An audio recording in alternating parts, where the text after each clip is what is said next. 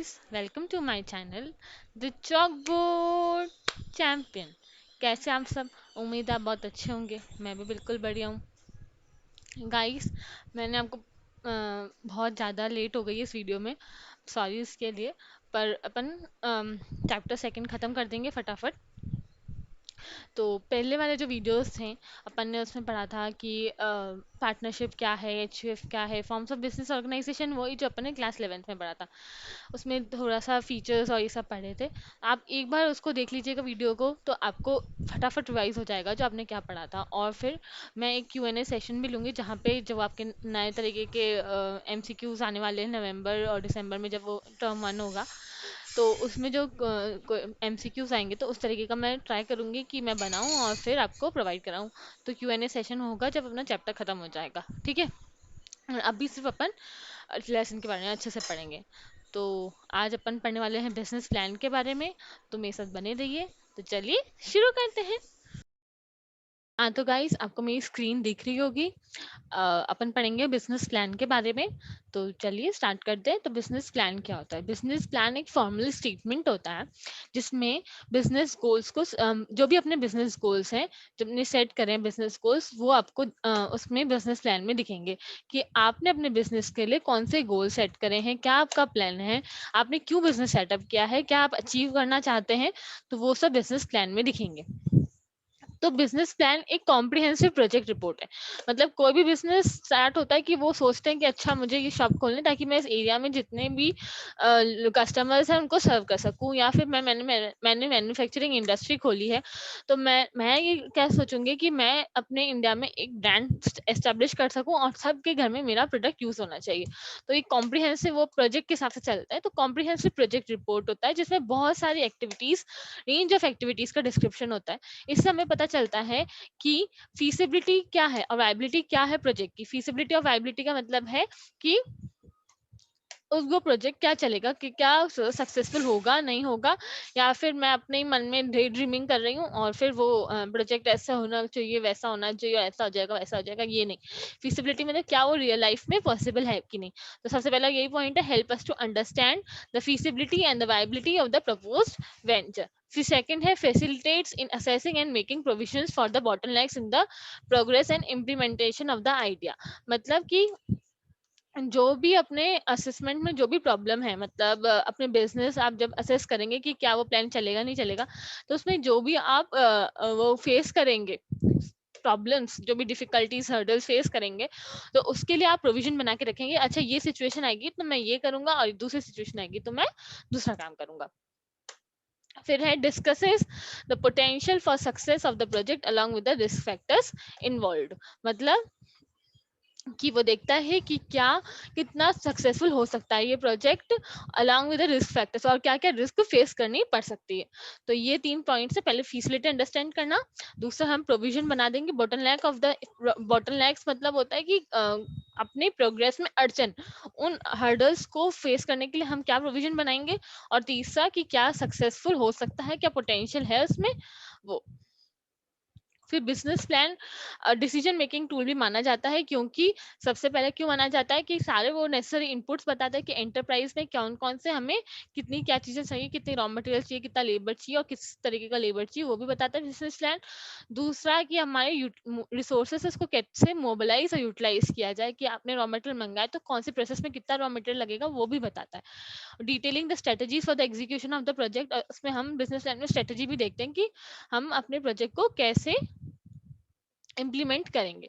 Outlining the desired goals, क्योंकि अब project बनाया है, प्लान बनाया है, तो कुछ गोल तो होगा ही, उसको अचीव करेंगे तो उसको अपन को पता चल जाएगा पहले ही। बिजनेस स्टार्ट करने से पहले ही हमारे दिमाग में सेट होगा कि हमारा एम क्या है, और मार्केट की सेंसिटिविटी और प्रॉफिटेबिलिटी ऑफ द वेंचर भी पता चल जाता है। मतलब कि मार्केट कितना उस प्रोडक्ट को लेके कितना सेंसिटिव है, क्या वो हमारे प्रोडक्ट को जल्दी से एक्सेप्ट करेगा कि नहीं करेगा, वो भी पता चल जाता है। तो बिजनेस प्लान ऐसे फॉर्मेट में होना चाहिए ताकि कोई भी जो उसको देखे, कोई भी जना देखे, कोई भी चेयरमैन देखे या पब्लिक देखे, उसको समझ में आ जाना चाहिए कि आखिर ये जो बिजनेस है वो किस बारे में है, कैसे कैसे सेटअप होगा और कैसे प्रोग्रेस करेगा। ठीक है। फिर है बिजनेस प्लान क्यों बनाना चाहिए, सॉरी कौन बनाएगा बिजनेस प्लान, ना हम ना आप, कौन बनाएगा बिजनेस प्लान? बिजनेस प्लान बनाएगा क्योंकि बिजनेस प्लान में पूरे बिजनेस की ओवरऑल प्लानिंग चाहिए होती है, भले वो मार्केटिंग हो, फाइनेंस हो, ऑपरेशंस हो, ह्यूमन रिसोर्सेज हो, या लीगल कंप्लायंस हो, या इंटेलेक्चुअल प्रॉपर्टी राइट्स आईपीआर हो। ठीक है, इन सब सब भी एरियाज में हमें प्लानिंग चाहिए होगी उस बिजनेस प्लान में। तो वाइड रेंज ऑफ नॉलेज होती है, और आपको पता है किसी भी एक जने के पास इतनी रेंज ऑफ नॉलेज नहीं हो सकती। कितना भी आप मेहनत कर लो, कितना भी आप पढ़ लो, पर आपके पास एक एरिया ऐसा होता है जो आपको नहीं पता उसके बारे में, मतलब ओवरव्यू होता है पर डिटेल जैसे आपको प्लान बनाना है वैसा नहीं होता है। तो उसके लिए हमें अकाउंटेंट्स, लॉयर्स, मार्केटिंग कंसल्टेंट्स उनकी जरूरत पड़ती है। तो बिजनेस प्लान मेनली तो एंटरप्रेन्योर ही बनाना चाहिए, वो भी बनाना चाहिए, क्योंकि उसका बिजनेस है तो उसको हर एक चीज के बारे में, हर एक एस्पेक्ट के बारे में पता होना चाहिए। लेकिन ऐसे एरियाज जहाँ पे उसको कोई नॉलेज नहीं है, जैसे लीगल एरियाज, कौन से सेक्शंस, सॉरी कौन से लॉ को उसका बिजनेस अफेक्ट करेगा, कौन से लॉज को फॉलो करने पड़ेंगे, तो उसके लिए उसको किसी लॉयर की, किसी अकाउंटेंट की, किसी सीए की जरूरत होती है। तो एंटरप्रेन्योर को अपना दिमाग लगाना चाहिए, अपने स्किल सेट लगाना चाहिए, पर जहां जहां उसको प्रॉब्लम आ रही है तो उसको दूसरों को हायर भी कर लेना चाहिए। खुद ही अपना दिमाग लगा के ऐसा नहीं करना चाहिए, उल्टा पुल्टा नहीं करना चाहिए, दूसरों सबकी हेल्प लेके अच्छा खासा बिजनेस प्लान बनाना है। क्योंकि एक बिजनेस प्लान एक ऐसा बेस्ड डॉक्यूमेंट है जिसके बेसिस पे आपका इन्वेस्टर भी आप पे इन्वेस्ट करेगा, पब्लिक भी आपको देखेगी कि क्या कर रहा है, बिजनेस क्या कर रहा है, आपको भी एक गोल मिल जाएगा कि मुझे ये करना और कैसे करना है। तो बिजनेस प्लान बहुत इंपॉर्टेंट होता है, तो ऐसे ही उसको फॉर ग्रांटेड नहीं लेना चाहिए। ठीक है, सबसे पहले दूसरा क्वेश्चन आता है, पहला क्वेश्चन बिजनेस प्लान क्या है, दूसरा क्वेश्चन कौन बनाएगा उसको, अब तीसरा क्या जरूरी है ये बनाना, ऑब्वियसली बात है, अब इतना पढ़ रहे हैं तो जरूरी होगा। तो बिजनेस प्लान क्या होता है कि बिजनेस प्लान डिटरमाइन करता है सबसे पहला वही सेम कि वेंचर वाइबल है कि नहीं, सक्सेसफुल होगा कि नहीं, उसको हम लोग इम्प्लीमेंट करें तो ये चलेगा कि नहीं। दूसरा है helps in providing guidance to the entrepreneur, desire goal setup कर लेता है कि कौन सा क्या कब एक्टिविटी कैसे करनी है। फिर कैसे गाइडेंस प्रोवाइड करता है, रिसोर्सेज कौन से चाहिए, रॉ मटेरियल कितना चाहिए, लेबर रिसोर्स कितना चाहिए, फाइनेंस रिसोर्सेज कितना चाहिए। इनेबलिंग ऑब्टेनिंग ऑफ लाइसेंस, क्योंकि आपको मैंने बताया था बिजनेस प्लान से पता चल जाता है कि कौन से लॉ को अफेक्ट कर रहा है, मतलब कौन सा लॉ इन पे अप्लाई हो रहा है बिजनेस पे, तो उस हिसाब से उसको लाइसेंस हर चीज का लेना पड़ेगा। Working out the legal requirements as desired, जो भी गवर्नमेंट ने लॉ बना रखे तो उसको फॉलो करना ही पड़ेगा बिजनेस करने के लिए, तो वो उस पर रजिस्टर कराना पड़ेगा। Help in satisfying the concerns and queries and issues of each group of people interested, अब जो भी लोग हमारे बिजनेस में इंटरेस्टेड है, इन्वेस्टर्स, कंज्यूमर्स, डेटर्स, तो उनको भी हेल्प मिल जाती है कि कोई भी उनको प्रॉब्लम आती है कि भाई तुम लोग बिजनेस कैसे करोगे, तो वो प्लान देख ले तो हो जाता है उनका, मतलब उनको सारे आंसर्स मिल जाते हैं। फिर provide room for self assessment, फिर आप क्या कर सकते हो, अपने बिजनेस प्लान बनाया, उसको इम्प्लीमेंट किया, आपको चल रहा है बिजनेस, 2-3 महीने बाद आपने देखा कि भाई ये ऐसा तो नहीं था, प्लानिंग के समय तो ऐसा नहीं था, फिर आप वापस रिविजिट करोगे अपने प्लान को, फिर आप देखोगे अच्छा मैंने तो ये सोचा था पर ये काम ऐसे नहीं वैसे हो गया, तो इसको आपको सेल्फ असेसमेंट का मौका मिल जाता है। जैसे आपके एग्जाम्स होते हैं, स्कूल में भी एग्जाम्स होते हैं, आप पढ़ते रहते हैं ऑनलाइन ऑफलाइन जैसे भी पढ़ रहे हैं, भी आप वैसे आप पढ़ रहे हैं 1 महीना, 2 महीना, 3 महीना, फिर आपका टेस्ट होता है। क्यों होता है ये टेस्ट, क्योंकि आपको अपना पता चल जाता है कि आप कहाँ पे बिलोंग करते हो, कहाँ किस पोजीशन में हो, कि मतलब आपको अभी और मेहनत करने की जरूरत है या अभी आप बिल्कुल ध्यान नहीं दे रहे हो पढ़ाई पे।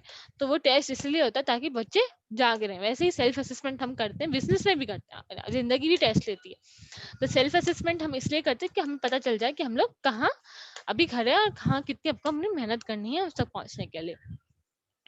Business plan help to realise the obstacles which can not be avoided और ओवरकम्ड, मतलब कि आपको बिजनेस प्लान बनाते हैं तो आपको पता चल जाता है कि अब जब मैं ये प्लान का ये वाला हिस्सा एग्जीक्यूट करूंगा तो मुझे पक्का ये परेशानी आएगी, तो उस टाइम आप पहले से ही प्रिपेयर करके रख देते हैं कि अच्छा ये परेशानी आएगी तो मेरे पास ये तरीका है उसको सॉल्व करने का, तो जब भी परेशानी आती है तो आप पैनिक नहीं करते, आप उसको सॉल्व करने का तरीका निकाल देते हैं।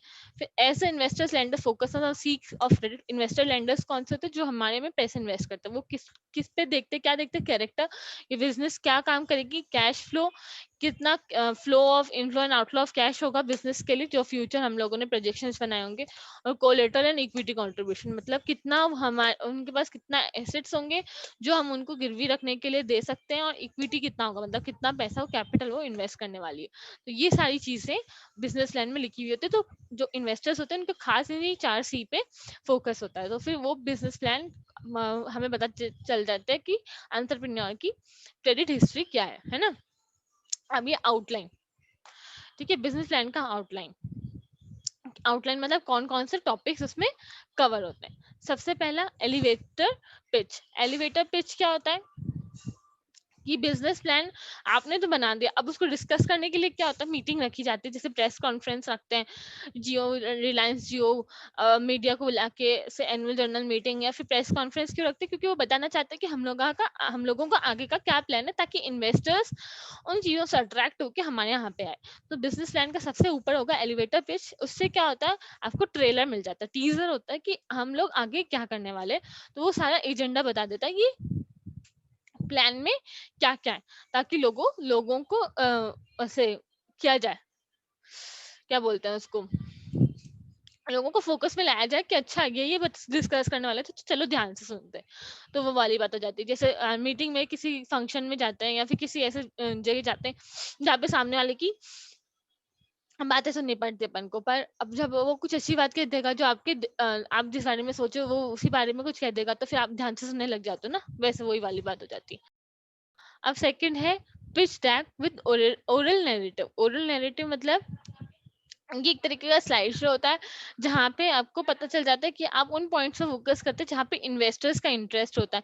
तो वो एक रिटर्न प्रेजेंटेशन होता है कि हम लोग क्या करने वाले हैं, वो एक तरीके का प्रेजेंटेशन बना देंगे आपको, प्रोजेक्टर पे दिखा देंगे, अच्छा ये सेल्स है, ये रेवेन्यू है, पूरा प्रेजेंटेशन बनाते हैं। तो पिच डेक मतलब कि यहाँ से इन्वेस्टर्स आपके बिजनेस में फोकस करने वाले।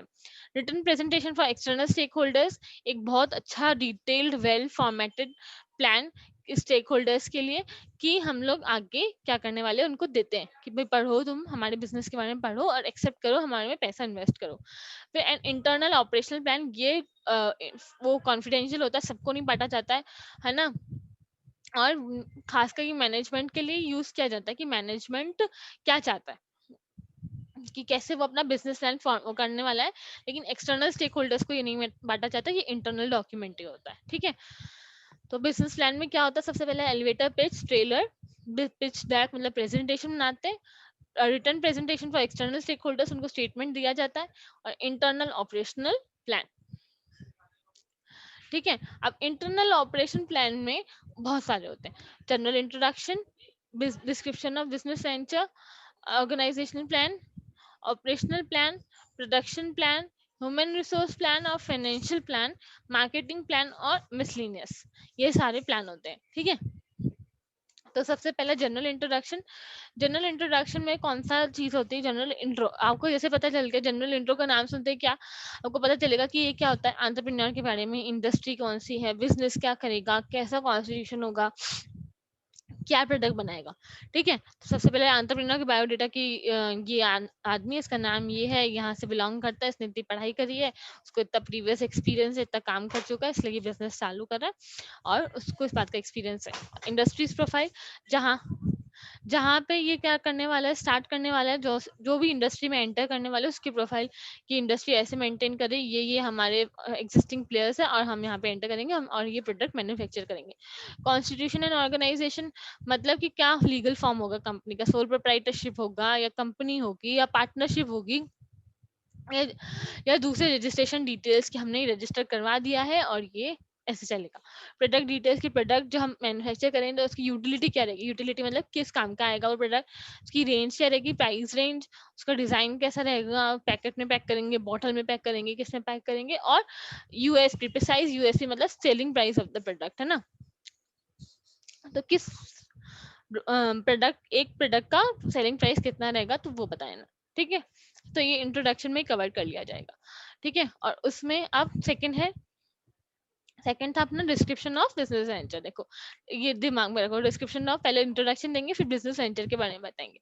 बिजनेस वेंचर क्या होता है कि उसमें पता चल जाता है कि हमारा एंटरप्राइज का मिशन स्टेटमेंट क्या है, उसका कितना साइज रहेगा, कितना स्कोप रहेगा, कहाँ पे लोकेटेड होगा, सब कुछ हमारे बिजनेस के बारे में, बिल्डिंग होगी या फैक्ट्री होगी वो भी बताएंगे इसमें। तो सबसे पहले site, location of the enterprise, location मतलब कहाँ पे आप सिटी के अंदर बना रहे हो या फिर बाहर मतलब आउटस्कर्ट्स ऑफ द सिटी पे बना रहे हो, हाईवे पे बना रहे हो, क्यों क्यों वहाँ पे क्यों लोकेशन है, और क्या वो ओन्ड है, खुद का खरीदा हुआ है, या लीज होल्ड है, आपने किराए पे रखा है, या इंडस्ट्रियल एरिया है, या और अगर रेसिडेंशियल एरिया सिटी के बीच में बना रहे हो तो फिर आपको नो ऑब्जेक्शन सर्टिफिकेट है कि आप फैक्ट्री वहाँ पे चला सकते हो, तो वो सब बताना पड़ेगा, है ना। क्यों क्यों आपने वो एरिया चुना है वो भी बताना पड़ेगा। फिर है फिजिकल इंफ्रास्ट्रक्चर, फिजिकल इंफ्रास्ट्रक्चर में क्या आता है कि रॉ मटेरियल, आप जो भी प्रोडक्ट यूज करोगे तो उसके लिए रॉ मटेरियल आएगा कहाँ से, क्या आप इंडिया में से खरीदने वाले हो और क्यों, और इम्पोर्ट करवा रहे हो तो इम्पोर्ट क्यों करवा रहे हो, क्यों इंडिया में से क्यों नहीं खरीद रहे हो, वो भी बताना पड़ेगा। लेबर, कौन सा लेबर चाहिए आपको, स्किल्ड चाहिए, अनस्किल्ड चाहिए, मजदूर चाहिए, कैसे चाहिए, प्रोफेशनल्स चाहिए, तो वो भी पता चलेगा, और कितना चाहिए, कितने चाहिए। और यूटिलिटीज, यूटिलिटीज मतलब मीन लेबर और मटेरियल तो आ गया, बाकी उनको चलाने के लिए और भी तो चीज चाहिए ना, लाइट, पानी, power, fuel, water, gas, electricity, जो भी चाहिए वो भी आपको पता चलना पड़ेगा कि कितने तरीके की यूटिलिटी चाहिए, और क्या वो यूटिलिटी वहां पे जहाँ पे आपने सोचा लोकेशन वहां पे अवेलेबल है कि नहीं प्रॉम्प्टली, ताकि अगर कोई ऐसे प्रॉब्लम नहीं आ जाए कि भाई इलेक्ट्रिसिटी चली गई तो आपका काम रुक गया, तो वो वाला सब होना चाहिए। और लोन वोन ले रखा है क्या आपने, और आप कितना डीजल, कोक, ऑयल जो भी यूज करोगे तो कितना यूज करोगे, कहाँ से उनको सप्लाई कहाँ से आएगी। तो ये क्या इन्वेस्टर्स को थोड़ा, या जो हमारे में इन्वेस्ट करेंगे उनको थोड़ा पता चल जाता है कि भाई बिजनेस पूरी तैयारी के साथ आया है, और जहाँ भी उसने जो लोकेशन चुनी है वो बिल्कुल सही है, और उसको सब कुछ अवेलेबल हो जाएगा। ऐसे नहीं कि बिजनेस का प्रोडक्शन रुक जाएगा इन के नॉन अवेलेबिलिटी की वजह से, सोच समझ के उसने लोकेशन सोची, तो इनको एक आइडिया मिल जाता है। ठीक है, ये तो इंफ्रास्ट्रक्चर है, रोड, टनल, सीवेज, कम्युनिकेशन, है ना। फिर चौथा पॉइंट है पोल्यूशन कंट्रोल। अब आजकल बहुत ज्यादा जो लोग हैं वो बहुत ज्यादा जागरूक हो चुके, सोशल मीडिया में बहुत जल्दी खबर फैल जाती है, तो फिर बिजनेस जो भी करते हैं तो उनके लिए लोग देखते हैं कि भाई क्या ये हमारे नेचर को नुकसान पहुंचा रहा है कि नहीं पहुंचा रहा। अगर नदियों को या इन्वायरमेंट को ज्यादा नुकसान पहुंचाते हैं, या वेस्ट डिस्पोज ऑफ नहीं करते हैं जो डेंजरस होता है और जो वैसे पॉइजनस होता है उसको ढंग से डिस्पोज ऑफ नहीं करते हैं, तो फिर बिजनेस बंद होने के कगार पे भी आ सकता है। तो अगर आपका बिजनेस प्रोडक्शन जो कर रहे हो आप वो वेस्ट जनरेट करता है, तो उसको कैसे प्रॉपर डिस्पोजल करोगे, अगर कोई ऐसी मशीन लगा दो जिसकी वजह से धुआं हो रहा है तो उसको कैसे हम लोग कम करेंगे, तो वो भी बताना पड़ेगा, उसको कैसे कंट्रोल में रखेंगे।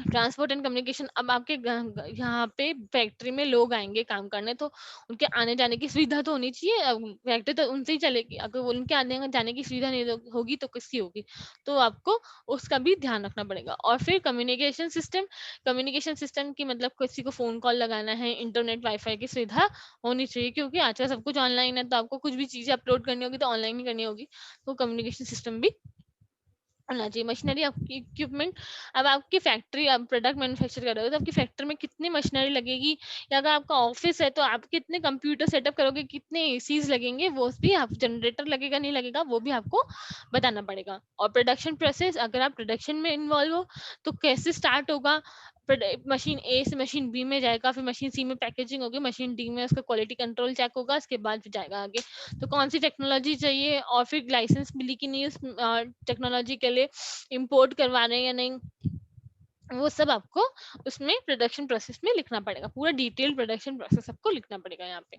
तो आपको description of the business venture से आपको ये सारी चीजें, इस सारे क्वेश्चंस के आंसर जरूर मिलने चाहिए, आपको नहीं मिल रहे हैं तो आपके इस वेंचर के इस टॉपिक में कुछ कमी है ना। What is the mission of the new venture, क्या काम करने वाले, what are your reasons for going into the business, आप यही बिजनेस क्यों करना चाहते हैं, when will you be successful, 5 सालों बाद, 6 सालों बाद, कब स्टेबल हो जाएगा आपका business, what development work has been completed to date, कितने आपने रिसर्च कर लिया, व्हाट या कितना आपका फैक्ट्री बन चुकी है, what are your products and services, describe the products और services including patent, copyright, trademark, अगर आपने किसी चीज का एमएडी खोलने की सोच रहा है अपनी सिटी में, तो फिर आपने क्या उनसे पेटेंट राइट ले रखा है, या कॉपीराइट ट्रेडमार्क को से ले रखा है, लाइसेंस नहीं कर रखी, फ्रेंचाइजिंग ले रखी कि नहीं लगेगी, where will be the business located, क्या लोकेशन होगा, is the building new, old, in case need of renovations, is the building leased और owned, Why is the building location right for your business? वही क्यों चाहिए? What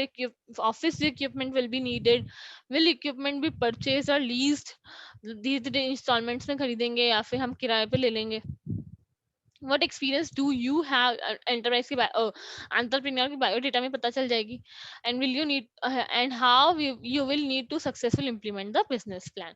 तो वो सब आपको इन सब दोनों टॉपिक्स में से पता चल जाना चाहिए. ठीक है, जनरल इंट्रोडक्शन और डिस्क्रिप्शन ऑफ बिजनेस वेंचर. अब तीसरा है प्रोडक्शन प्लान. प्रोडक्शन प्लान में क्या होता है? प्रोडक्शन क्या होता है? प्रोडक्शन से आप क्या समझते हो? प्रोडक्शन मतलब जिसमें आप रॉ मटेरियल्स को फिनिश गुड्स में कन्वर्ट करोगे with the help of machinery, energy, capital, man power से आप रॉ मटेरियल को फिनिश गुड्स में कन्वर्ट करते हो, तो उसको बोलते हैं प्रोडक्शन प्रोसेस. तो दो तरीके का आपका सॉरी 3 तरीके का आपके सिचुएशंस हो सकते हैं बिजनेस वेंचर में. सबसे पहले नो मैन्युफैक्चरिंग इन्वॉल्व. अगर आप ऐसा बिजनेस खोल रहे हैं जहाँ पे आप सिर्फ सर्विसेज प्रोवाइड कर रहे हैं या ट्रेडिंग कर रहे हैं, तो उसमें नो ये फिर आप इस सिचुएशन में फॉलो करेंगे जहाँ पे ट्रेडिंग हो या सर्विस प्रोवाइडर हो, उसमें मैन्युफैक्चरिंग, उसमें तो ये प्रोडक्शन प्लान का ये पार्ट ही नहीं होगा. पार्शियल मैन्युफैक्चरिंग मतलब कुछ आप पार्ट्स खुद मैन्युफैक्चर कर रहे हो और खुद कुछ आपने सब कॉन्ट्रैक्ट दे दिया या फिर आउटसोर्स कर दिया और फिर बाद में जाके असेंबल हो रहा है.